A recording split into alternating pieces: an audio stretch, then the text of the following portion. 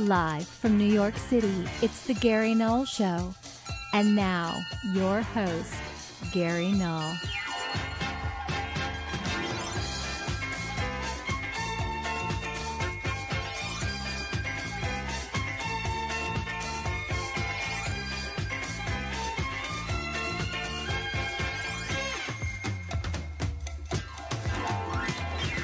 Hi everyone, I'm Gary Null. Today we have a special program. This is January 1st, 2018. And I thought I would take this one show, which I do each year, and reflect back on what lessons have been learned from 2017, what has been accomplished, what efforts made, and then what I'm projecting to be the things we can engage in that would be meaningful, with real good intent to make a difference in this world for 2018. And I want to begin by looking at some of the basics. For example, their highlights. One of the highlights this year were the lectures. I did more than 80 lectures in the past year. And I don't announce the lectures simply because with social media, when people know I'm going to be lecturing in a given venue, it's always packed. And I want to make sure every single lecture is different. I don't like repeating myself. It's a challenge to keep myself in shape and sharp. I've always had this desire to have a forum that I would call Socrates' Garden, meaning a place where we could listen to remarkable minds from around the world, the men and women who have contributed something so original and so unique that we are kind of in that ooh-ah moment. We're very happy to be present, to absorb what they're sharing with us. I even created a Socrates Garden to invite remarkable minds, and in fact did so. And this was a wonderful experience. But now that I see that it's not possible, nor is it economically feasible to bring people to lectures. It's just with people's schedules, with the cost of flying and the other challenges people have, the new reality is to create forums to take your message and the message of all those other people who can contribute to our well-being and provide solutions, take the message to the people. And hence this year, I'm wrapping up a lot of my lectures. In fact, for the new year, 2018, I've eliminated all lectures. I told my agent, I said, don't book me any time because I'm going to try something different, at least for the first 6 months. I'm going to do webinars. Now, I don't know if you have participated in any webinars, but they're the solution to all this. Why? In a webinar, you can both see the person and hear them, and you can also type in questions or comments or statements on whatever issue is being addressed. And that's very positive. So to test this out, this past year I did about 5 webinars. I did one on what to do when disaster strikes. Now, for those people who went through the massive fires in California, Washington State, Oregon, also in Montana, as well as the flooding in Louisiana earlier in the year, in West Virginia, and even up in Wisconsin, for those people who had to be evacuated, over 7 million Floridians were evacuated. It was the largest evacuation in American history. The entire state was just on both sides, on 95 going north on the east side, on the Atlantic, on Route 75, over on the west coast of Florida, bumper to bumper. Now, many of us stayed put. We stayed in our homes, in part because knowing that sooner rather than later there would be a remarkable weather event that would not consider our comfort or safety, the value of our property, or all of our efforts to create a certain quality of life and standard of living. It would just come and devastate everything. And that's exactly what it did. From the Keys clear up through Orlando, and especially where I live on my ranch in southwest Florida, winds were over 150 miles an hour, Category 4. In fact, right over the ranch, you could see the sky where the eye was. And a lanai just picked completely up, weighing thousands of pounds, and hurled 200 yards away. Giant steel light poles that were 20 foot high ripped out of the ground. So when you see what nature can do and you're not prepared, you think, wow, better not stay in hubris. Well, 22 years ago when I bought the property, originally bought it from my older brother Howard, and he couldn't take the northwest Texas temperature anymore because it rained so much, and it was bitterly cold for about 5 months a year, and then boilingly hot for about 3 months a year. And so he wanted nice weather all the time as he was recuperating from lung cancer. And so I said, well, you want to be a cowboy, so we got that old Gene Autry ranch. Now you want to be a Floridian? Find a place. And he did, out in the country, out where it's not crowded. And then I went ahead and had the advantage of being able to use my desire for landscape architecture and grow things. I love planting and growing.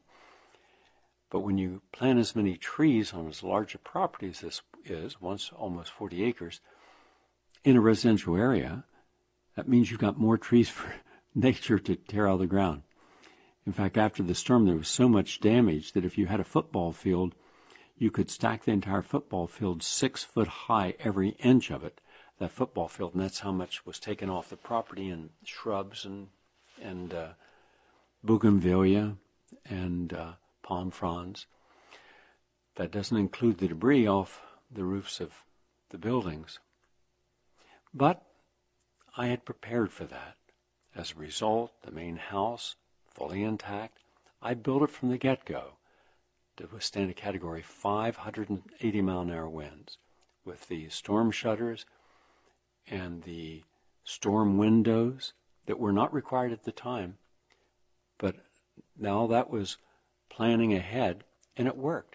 Independent water wells, not working on city water, independent generators, so that each building had its own generator.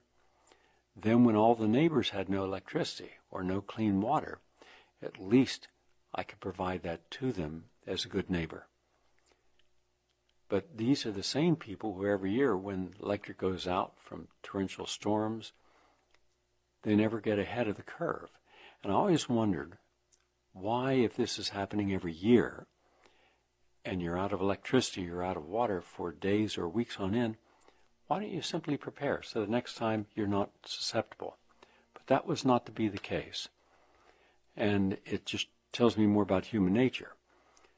So I did a webinar on all this. Where are the best places in America to live, now and in the future? To know that, you have to look at the entire weather patterns. You have to see the hottest year on record, the hottest days, the biggest sandstorms, the most soil erosion, the most flooding, and flooding in places that have never flooded before. Upstate New York, upstate in Vermont, in valleys and towns, washed out. Things we don't hear about. So where is it likely to be safe to live? And why? And what about all those beetles that are decimating hundreds of millions of trees coming from Florida north that are now as far as going into Connecticut, upstate New York? What can be done? What happens when you live in a place that used to be magnificent in the summertime, like Flagstaff, or up in the mountains, Colorado, that now it's all dry, and now it's burning. You put a house up there, the house is going to burn. So I took all that into consideration. I did a webinar. And the webinar was an important contribution because it was packed. In fact, there were so many people trying to get on the webinar, from all over the world, by the way, because I didn't limit it to just the United States. I talked about what countries are likely not to be sustainable now and in the future. Countries that historically have been wonderful to retire to or live at or visit, like Portugal or Spain or Greece or much of Italy. Now not. but countries that still are viable, Scotland, Ireland, not England, because the bureaucracies and how the authorities deal with you would limit what you're able to do if you wanted to homestead and other things. In any case, I began to think about, if I want to help women with their health, and if I want to help women slow down their aging process and the diseases that come with that in our society, like breast cancer and dementia. So I did a webinar on reversing menopause. I did another webinar on reversing brain aging, because there are a lot of people who have good, sharp brains, but their parents don't. And they're now taking care in their 40s and 50s. They're taking care of their parents at home first, and then later in assisted living, and then nursing homes, and watching the parent decline to the place where they're not recognizing their own sibling or their children. It's depressing. So how can we help them? So also I did 5 webinars. They were all enormously successful with a lot of nice people and good comments and questions during the webinar. So the question is, why should I do a lecture, for example, in Manhattan, that 1,000 people could fit into a lecture hall, when if I did the same identical lecture as a webinar, I could reach 100,000 people worldwide? And even show a film. Start with a film on the theme you're going to talk about, and then follow up with questions, even invite guests on to share that forum. And why not have people who, you could hear them if you live in the New York City area and you listen to our sister station, WBI, for, a half-hour interview with a remarkable mind. But what if we decide to take that Socrates Garden, where the person is giving that webinar, and you don't have a time restriction, so if it's an hour or 2 hours, you're getting the best that person and can share, and you're in the comfort of your own home watching it. And how much did that cost you?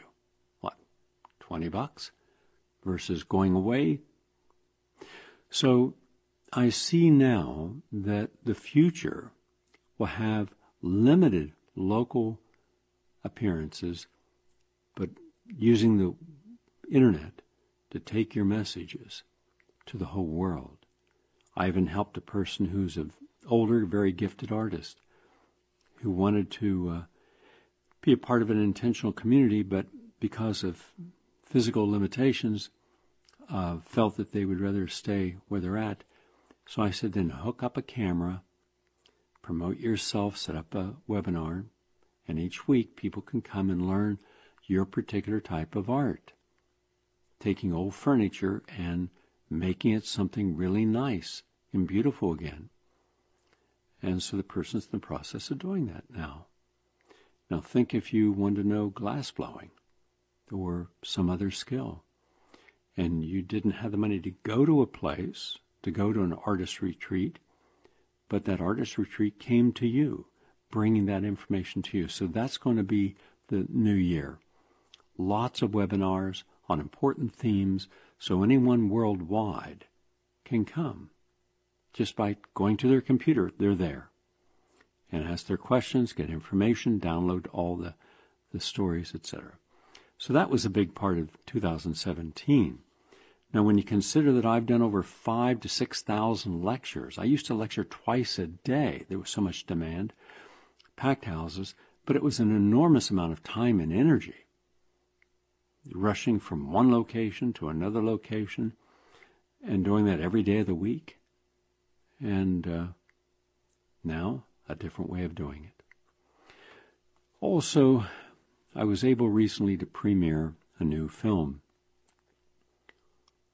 The film is called Deadly Deception. It received some very positive reviews from the people in the audience, and we'll be posting their comments tomorrow up on prn.fm as well as GaryNull.com. And I like to film people as they're exiting a screening, just get their feedback, see what they felt about the film. And now, when people say, well, it's going to show out here in Los Angeles, no. No, the days of me flying down to Washington, D.C. or out to Los Angeles and premiering it Those are over. Now what we do is we'll screen it. We'll have a worldwide film premiere, and then we'll have a webinar afterwards. This will be in about 2 weeks from now. And you'll see the whole film. Then I'll have some of the leading activists from Ireland, England, France, Germany, Italy, and Australia and New Zealand and America on, so you can see and hear them. Now, do you realize how expensive it would be to bring those people into the United States, to fly them in, if you wanted them to attend a press conference? Now you don't have to do that. Now, there is a limitation. Not everybody is computer savvy. Not everybody is on the internet, but the vast majority of people are. And so those who are not, we will provide that webinar so that they can get the webinar and put it in whatever form they can use. But for 99% of the people, it's a big difference, and you can reach millions of people. In fact, I just asked Glenn, our IT person, how many people have downloaded our films off YouTube? Well, with the latest film not up there, but everything else up there, and Plant Code's not up there, it's 6 million, approximately 6 million. That does not include all the other websites that have posted it, and they also have huge numbers. So you're talking about millions upon millions. So if you want to get a good message out, now we have a much better way of doing it. So new films this year, I have 2 new ones. We'll start the year with Deadly Deception. Later on, we'll follow up with one whose title I can't give you at the moment because it'll reveal too much about the film. It's not finished being filmed yet. It's almost done. Be finished another month. And then later in the year, we're going to have Manufacturing Madness. I've been working on that for about 7 years now, and we're wrapping it up, about the entire fraud of our mental health field in America and how we've given people diagnosis for mental conditions that simply do not exist. So 3 major documentaries coming this year. Also this year, I had the privilege of premiering Plant Codes on public television stations around the United States, and including Colorado Public Television, and they rate shows 0, not good, 5, mega hit. Average is 2, and that's how the other stations overnight know whether or not to pick up one of the new shows that's being premiered. They'll tell the people, well, we played it this time, morning, afternoon, prime drive, overnight, and here's what it did. It did a 1.5, it did a 2, did a 2.3. And generally a station won't pick up another program unless it's a 3. And you almost never hear of 5s. With Plant Codes, we hit 5++. Biggest hit in their history. And then other stations picked it up in it. And there's not even a book to go with it, by the way. But it was a major contribution to the vegan movement because it showed doctors who had cured themselves on a plant-based diet and then went on to help cure their patients. So that was very positive. This year we also premiered a new cookbook, a vegan cookbook. Now I have a brand new vegan cookbook that I've just finished. Before I left New York, I finished the recipes, and we are filming them, photographing them, and these are real high-end gourmet. I mean, these, each one, if I would look at it, and if it didn't look like a piece of art, we scratched it and started over, down in the kitchen, rebuilding, until we had something that looked like a piece of art. So that one, probably 6 months from now, the late spring, early summer, that'll be arriving. It'll be over 200. It's a big book, by the way. It's not just beautiful 250 beautiful photographs. It's everything that a vegan would need to transform their lives, and it's almost 900 pages. So that's coming. Plus a couple of other books, one called Saving the Planet, Saving Ourselves, the most comprehensive book on the environment ever written. You would have to have read 4,000, 5,000 scientific papers, which was done, read at least 100 books on the environment, because I wanted to write something that told about the entirety of our environment, not just global warming. That global warming is one single piece of the puzzle. Acidification of the oceans, algae blooms, dead zones, artificial fertilizers, monoagriculture. These also contribute. The use of plastic and plastic islands the size of Texas in the Pacific Ocean, Fukushima, never stop polluting the water or the air or the ground, and all the other things that we should pay attention to that historically we haven't. Unless something's impacting us immediately and directly, we tend not to give it any significance, and we should. So that's a major work. That'll be out again in the late spring, early summer. Also, I completed this year, 2017, Veterans Village. I had promised a group of vets back in Titusville, Florida, in the woods. That's where I met them, and I spent several days speaking with them and filming them. I did a documentary, as I promised them I would, called American Veterans Forgotten and Betrayed. And one of them came up to me afterwards. He said, people in the media, they come and do a story, and you never hear from them again. I said, well, here's what I'll do. I'll support the daily bread so that you have healthy food. And I will also build you a place, a beautiful place. I see that there, in 16,000 homeless vets, there's about 20 that can stay in a little motel unit. And I went in each room of the motel unit, met the vets there, and the sergeant major that oversaw it was trying to get the vets a permanent place outside, get them jobs.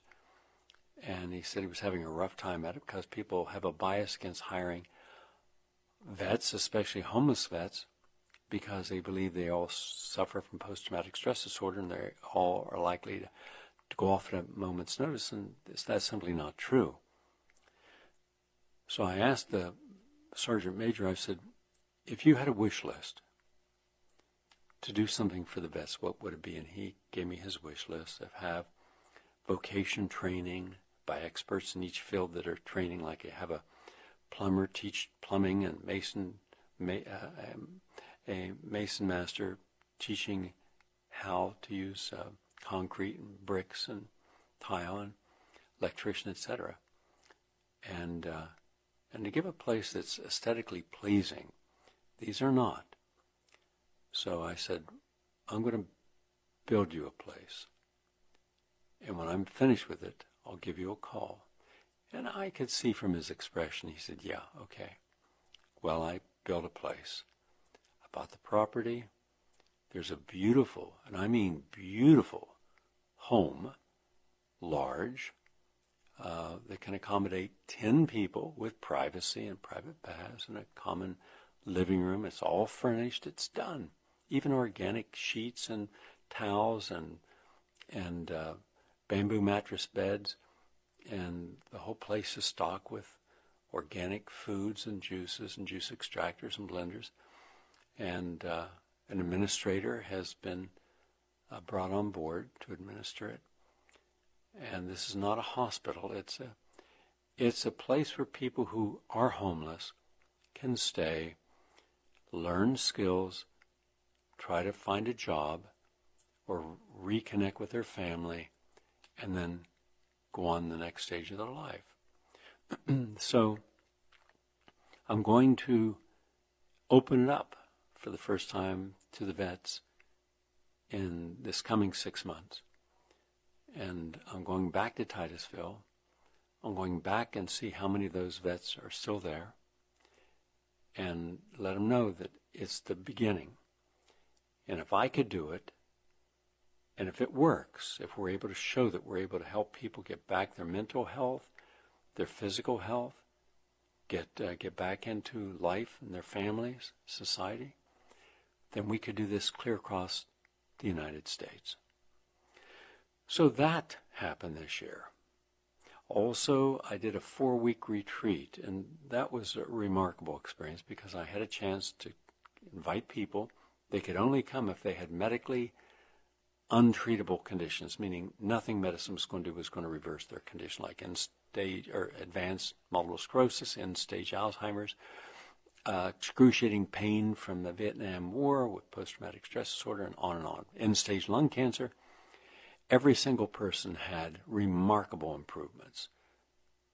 Some so remarkable that even regular Orthodox physicians there and observing couldn't understand what it was that they were saying because they had never seen it. As one doctor said to me, in 26 years of practice, I've never seen one of these people reverse as you've done here, and yet they've all reversed. I have no way of explaining this to my colleagues. I don't know what I would tell them when I go home. You don't have to tell them anything. They're not going to be open to this. Long ago I learned that your truth may not align with someone else's. If you're not a person within a power paradigm and under the control and influence of that power paradigm, then no matter what truth you come to, no matter what reality you're able to create, it will be rejected, attacked, and you'll be vilified for the very success that they have not been able to achieve, but you have. But at least we proved it, and we filmed it, and we documented it. So we will then share that. Now, that's not for me to do another 1-month retreat. That was exhausting. I was lecturing sometimes 6-7 times a day. I had to be there from early morning till late at night, every day, never left the property. So that took a lot. And with an outstanding staff that helped, that was remarkable in their efforts. But at least it established what was possible. And once again, through word of mouth, you share that. And those people will be invited on my radio program in this new year to share their stories of transformation. Also, with the investigative reports, we've done several important investigative reports this year on GMOs, on vaccines, and on the corruption in science and the bias in the media. And have published those stories. We also have helped our sister station, WBAI. I brought the station over $450,000 in income this year, almost $500,000. And what was important and how it was done, through retreats, through lectures, through premieres of films, it cost them nothing. They didn't have to lay out a penny, which means that the money they made during the fund drives became more valuable to them to pay expenses because they didn't have to pay for premiums on top of it for the most part. We were able to buy over 3,000 premiums. The station received the money, and I went to work and saw that the expenses were paid for by effort. I can't keep doing that. And my hope is that the station will not fall prey to either bankruptcy or to a sale or station swap. But right now those in power at Pacifica at the national level and those running some of the stations would like to see BAI sold, especially the people at KPFA in Berkeley. And from their point of view, it makes sense. They're rigid ideologues. There's no openness. They engage in massive censorship and slander and libel with impunity. And they're highly political. And yet you don't see the depth of qualified people in management at any of the stations. You have people who have never had a background in professional non-commercial programming of radio who are program directors. You have people who've never managed a non-commercial radio station who are managers. You have people on the local station boards who have no experience in radio or fundraising who are now highly opinion individuals on local station boards, and then local station boards send their members to the national board. You have people running the national foundation, which controls 5 stations, who have had no previous qualified background. Now, there was a time when you had outstanding individuals running various aspects of Pacifica, and it was so successful. They had $3 million in the bank. They were going to buy 2 news stations. They had deep experience in fundraising, and yet there was an ideological split. Those who were really educated professionals and progressives, and those who were not.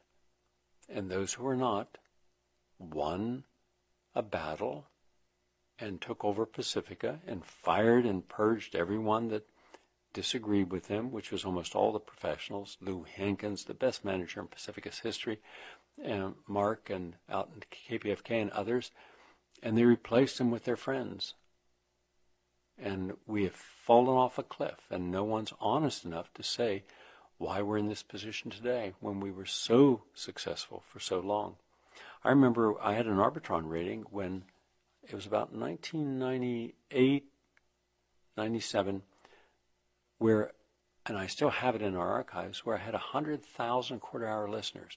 Number one in New York, beating Rush Limbaugh on ABC, and I was on ABC at the time as well, but that was a weekend 3-hour show. And look where we've come to today. And yet not a single person will step forward and say, yeah, we screwed up. We thought we knew what we were doing. We didn't. We were self-righteous. We took no prisoners. We destroyed everyone in our path. We gained complete control. And boy, did we make a mess of it. You won't hear that kind of honesty because they're not capable of being honest. And then throw in the idea that behind it all was the privatization of Democracy Now! And where on the left have you heard a single criticism of that coup, of privatizing a public asset? Democracy Now! Was started by my good friend, Samori Marksman. In fact, we were sitting having lunch when he was talking about it. One person from each of the 5 stations each day of the week would host it, but that's not how it turned out. So it's all about, are we willing to look for the truth where it is? And we're not. So I don't see a happy future for our sister station, even though I've been on it 41, going on to 42 years, because of all of what I just said. When you live in denial and not willing to be honest about how you evolved into the mess you're in, how are you supposed to get out of it? Yeah. So that's that. In any case, we also have to look at the fact that we were able to help it this year, but it's going to have to do better for itself in the upcoming year. Now, some other things. We invited some of the best minds in the world on. People talking about spiritual philosophies and political philosophies. Professor Andrew Harvey, the youngest professor in the history of Cambridge University, or Oxford University. Chris Hedges, Jim Garrison, Rabbi Michael Lerner, Professor Henry Giroux, Nathan Schwartz-Salent, Diane Ravitch, Professor Robert Thurman. And we also had really in-depth investigative reports, original reports, while everyone else, including Democracy Now!, was saying intervention, regime change is okay in Syria or in other countries like Syria and Libya. No, they were all giving you propaganda.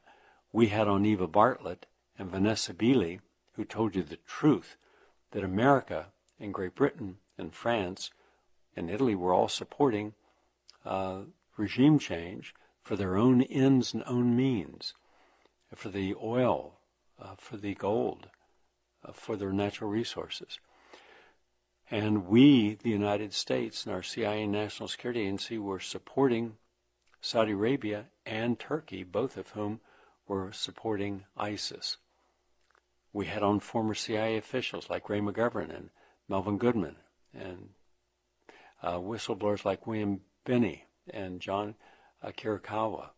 We had on environmentalists talking about climate change like Diane Bursford Kroger and Peter Wadhams and Dar Jamal and Guy McPherson, and economists such as Yves Smith from Naked Capitalism and Michael Hudson and Paul Craig Roberts and Ellen Brown. And we had on really important social panelists like Thomas Franks and Rebecca Gordon and Dennis Kucinich and Colonel Lawrence Wilkerson, Ann Garrison, Robert Perry, and Louis Lapan, and Professor William Robinson, and dozens of interviews of physicians who promoted plant-based diet, and also original articles such as Chronology of Health Freedom Battles, and a Dream Cabinet for Millennials, and Injection Deception, and another article on cancer. These were original in-depth investigative reports, and we shared those with everyone. We also wrote, let's see, what was the one? Cancer by Intent. So that also was a part of what we were doing. And we had many different productions. We followed a series looking at the CIA and the National Security Agency and the FBI and the State Department and the Deep State.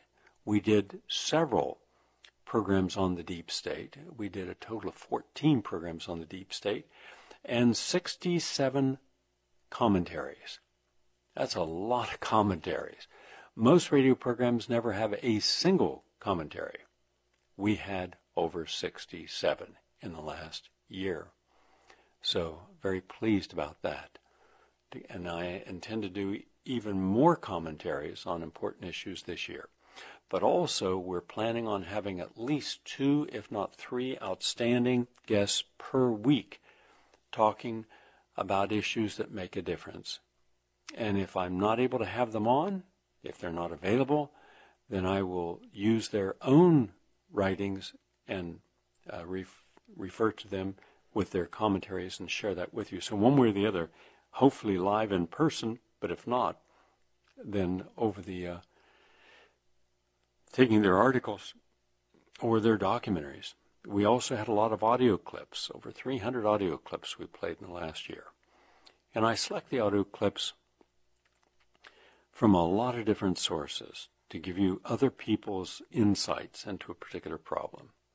So I'll be doing more of that this year. So this is just some of the things that we can look back on. Plus I counsel people. This was an extremely busy year for counseling terminally ill people. Hundreds. And I'm faced with the same numbers this coming year. I counsel as many as I can, even when I'm on the road.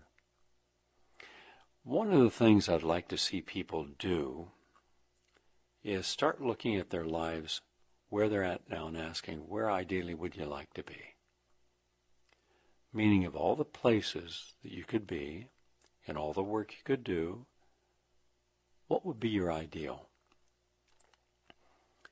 And then ask yourself, what do you need in the way of resources to make the transition from where you're at to where ideally you'd like to go?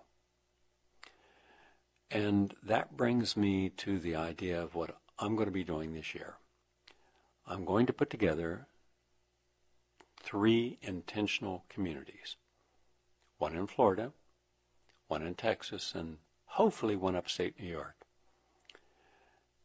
And I've looked around the world in my travels, and a lot of people have historically had to go it alone. And for some people that was fine. For that kind of alpha male, alpha female, they can do that. But for the vast majority of people, we don't have the resources to do it ourselves. A lot of people thought how great it would be to, live on a farm. Well, living on a farm is not easy. Taking care of a farm or a ranch, we have animals, and I rescue animals. Was able to find some wonderful homes for animals that otherwise have been sold for meat by the people I had to get them from. And these are not free, by the way. You have to frequently, like today, this past year, I had to buy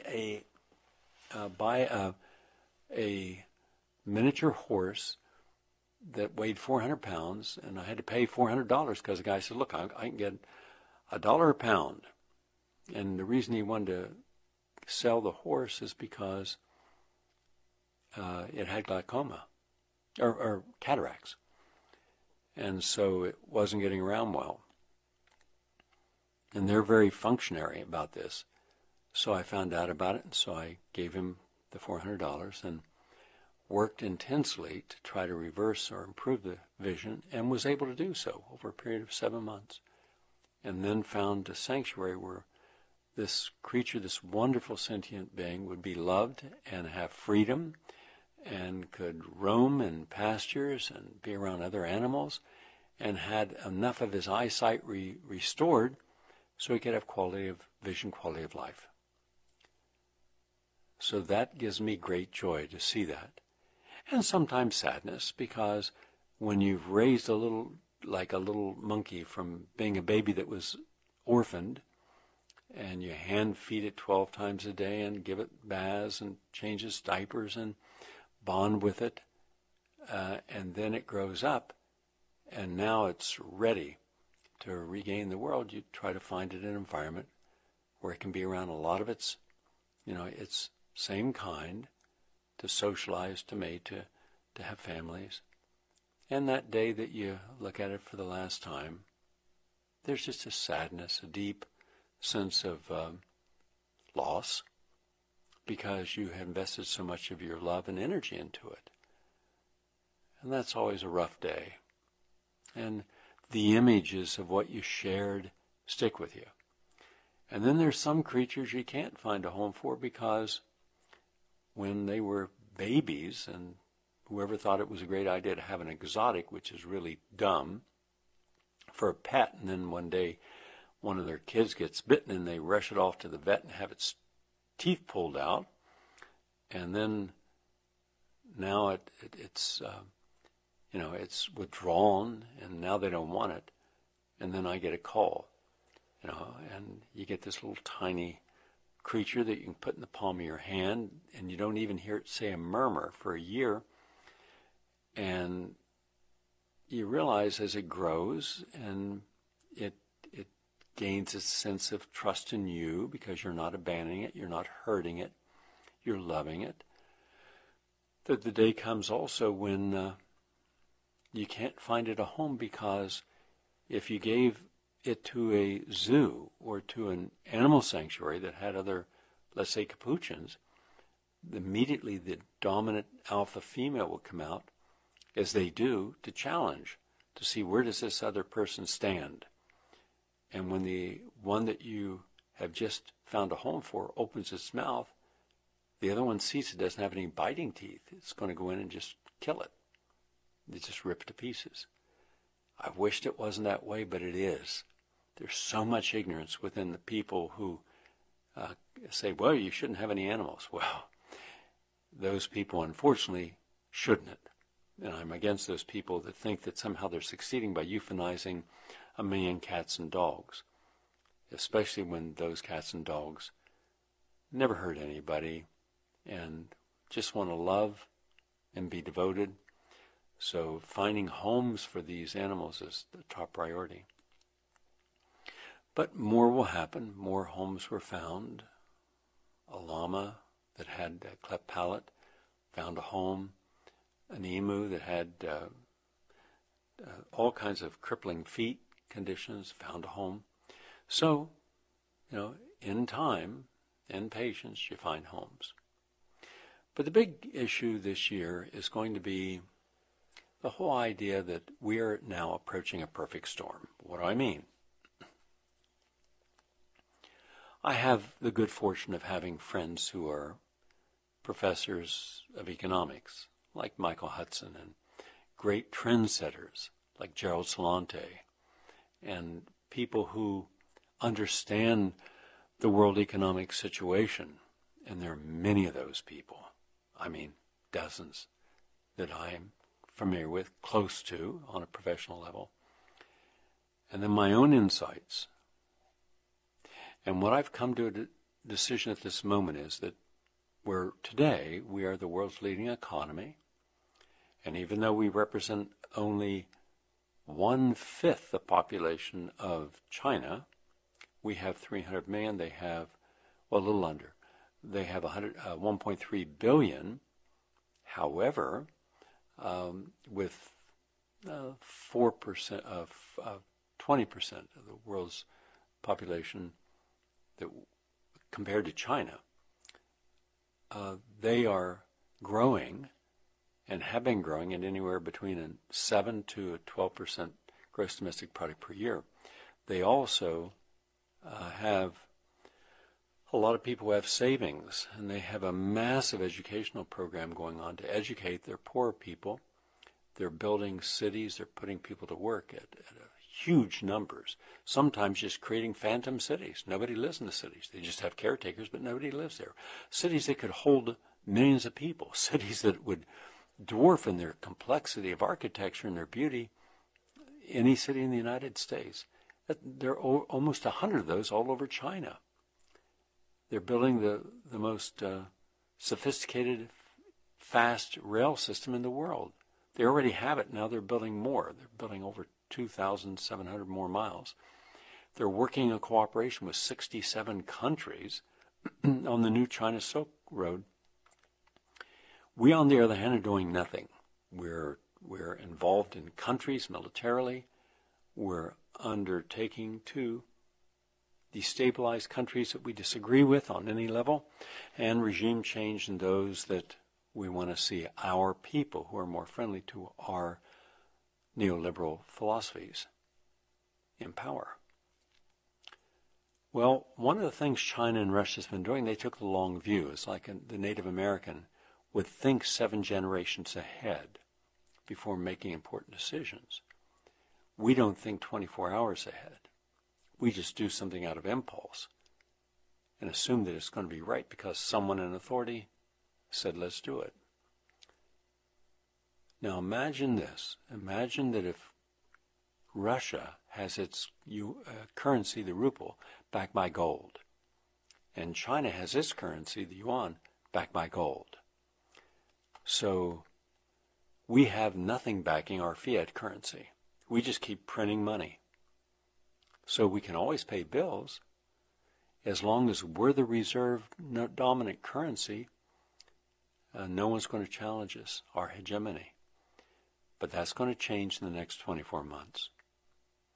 In the next 24 months, the enormous power of South Korea and India and China and the other countries and Russia that make up that area of the world will become dominant, where we no longer will be the number one industrial power.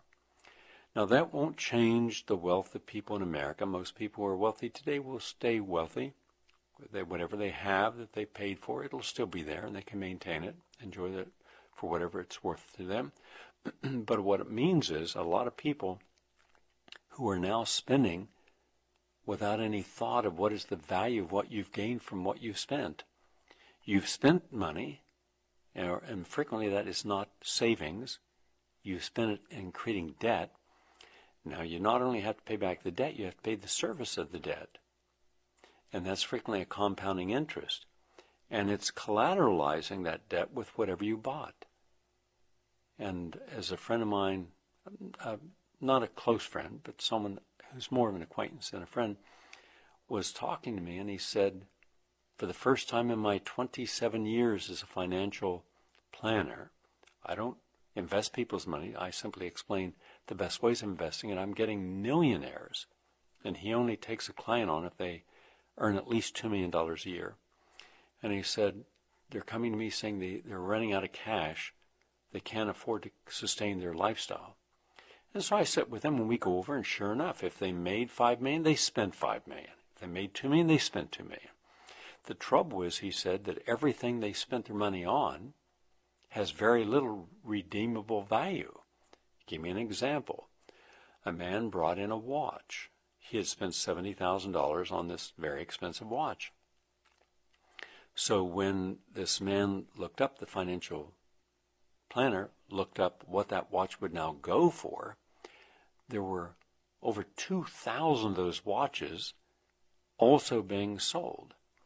And it was worth about $12,000.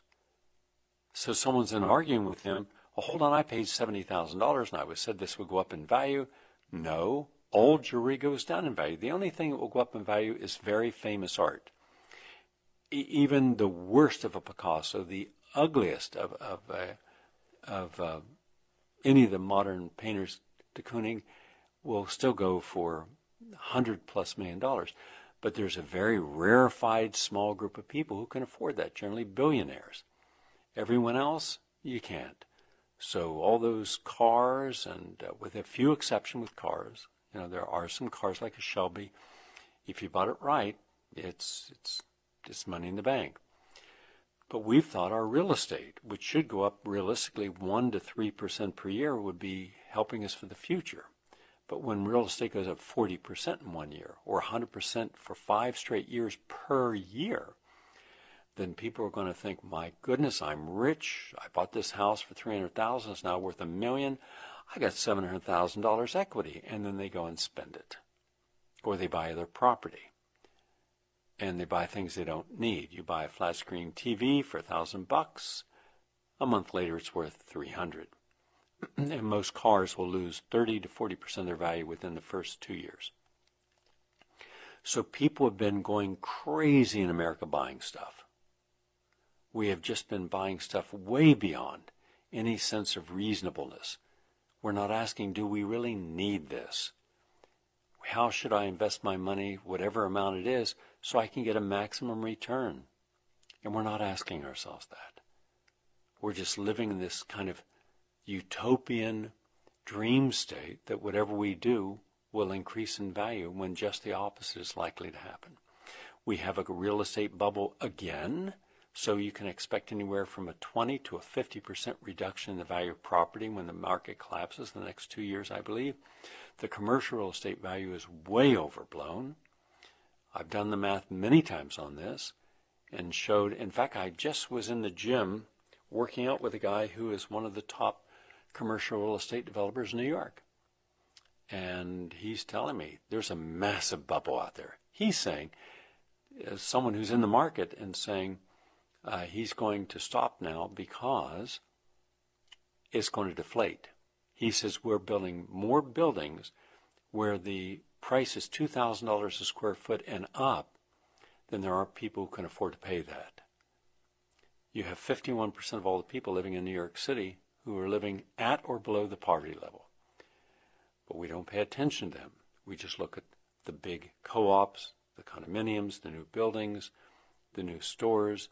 We're not looking at all the stores going broke. We're not looking at the real unemployment number. You see, the real unemployment number is not 4.3%. It's 24 to 28% because there's 100 million Americans who had worked, who could work, who are not working, or they're not working full time.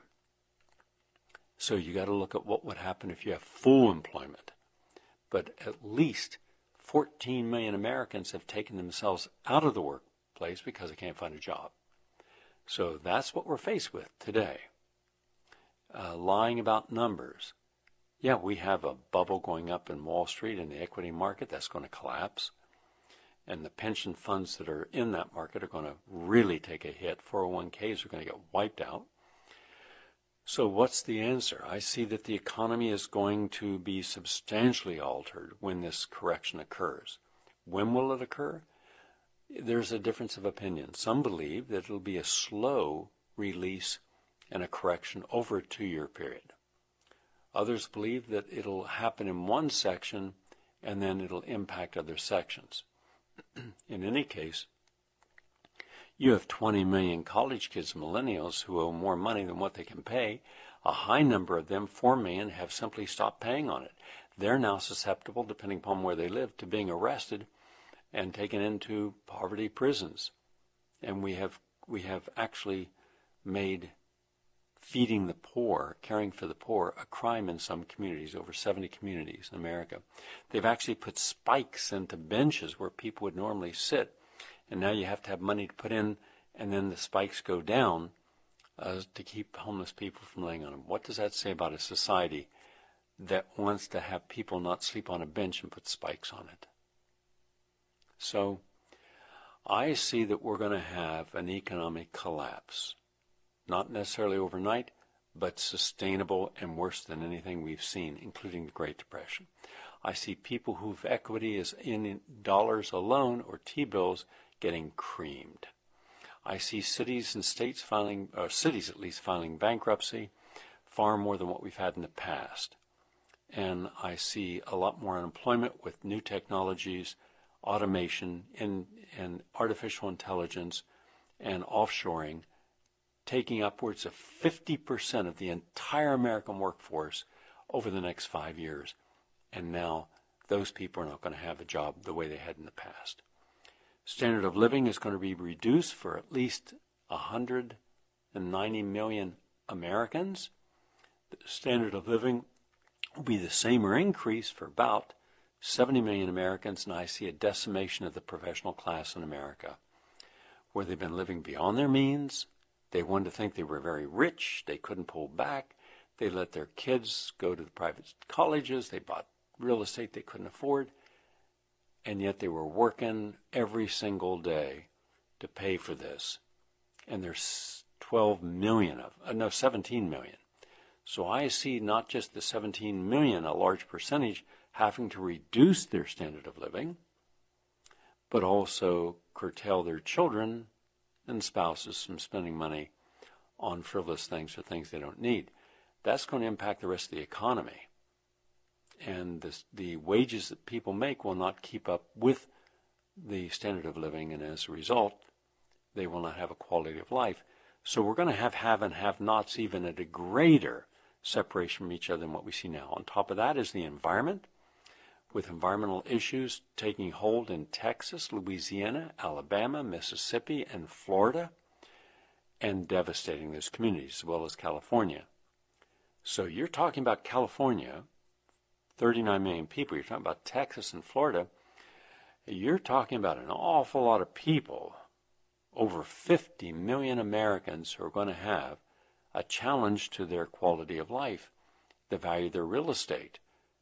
And those who cannot afford to move won't be able to. And those who can frequently will. You're going to have evacuations out of states for people who have had one too many natural disasters. On top of that, you have our body politic.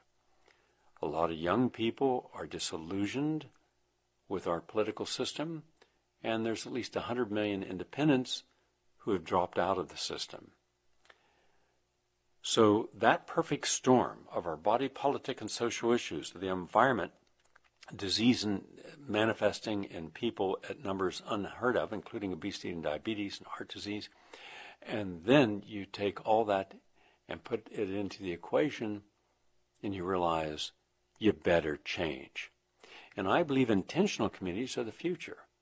I believe that there's going to come a time when people will seek out a wonderful, beautiful place to live that has quality of life, where you maintain your autonomy, work on your own projects, but there's certain things you'll share in common, and like dining and organic food gardens and things that you would enjoy. So that's what I see happening in the future, and I believe that that is going to start this year. I'm certainly going to be working on that starting in probably the spring, summer, in Texas, Florida, and if all goes well, upstate New York. Why upstate New York? Because further upstate, away from gas hydrofracking, away from problems where there's adequate water, beautiful scenery, land is cheap, and it's not that expensive. So that's where the future's going to be. So we're out of time. I'm looking forward to this new year. I'm looking forward to sharing a lot of it with all of you. So, and don't forget to go to our prn.fm and look at all the articles we post every day on my personal Facebook for you to help you look at the world as it really is. Have a wonderful holiday today, everyone. I'll look forward to seeing you back here tomorrow.